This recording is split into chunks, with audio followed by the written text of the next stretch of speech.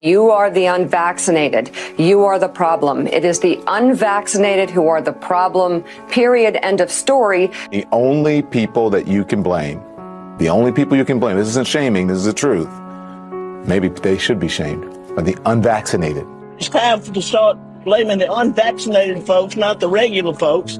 Anyone you came into contact with will blame you, as will the rest of us who have done the right thing by getting vaccinated. Because frankly, we know that we can't trust the unvaccinated. I think it's time to get our moral house in order, Anderson. It's the unvaccinated who are the threat. All of us vaccinated folks are going to start wearing masks to protect the unvaccinated folks. It's called a Christian value. You're basically punishing the vaccinated for the sins of the unvaccinated. People are not behaving honorably. The unvaccinated are basically saying, well, it's open season for me. I can do whatever I want as well. The unvaccinated are basically beating their breasts and running around the country saying, we don't care, we're living free and so forth. We've been patient, but our patience is wearing thin. The unvaccinated, a group that includes children and people acting like children. And the rest of us are starting to get pissed off. The vaccinated feel the unvaccinated are making me upset or angry. This is not about freedom or personal choice. Well, my freedom is being kind of disturbed here. No. Screw your freedom. The other day, Howard Stern weighed in with a much different approach. Take a look.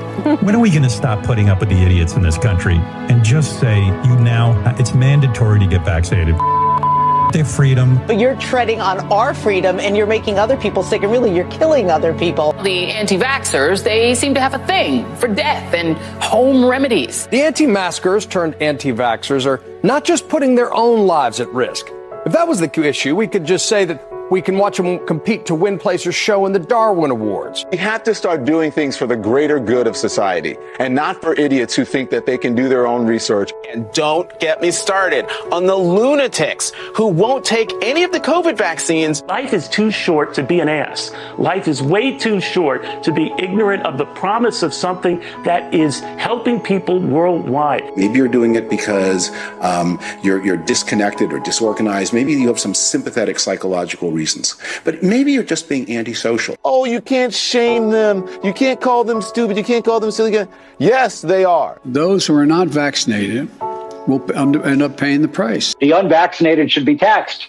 They should pay more for health care. We need to start looking at the choice to remain unvaccinated the same as we look at driving while intoxicated. We're going to see, and I've said, almost two types of America. Dr. Fauci said that if hospitals get any more overcrowded, they're going to have to make some very tough choices about who gets an ICU bed. And that choice doesn't seem so tough to me. Vaccinated person having a heart attack, yes, come right on in. We'll take care of you.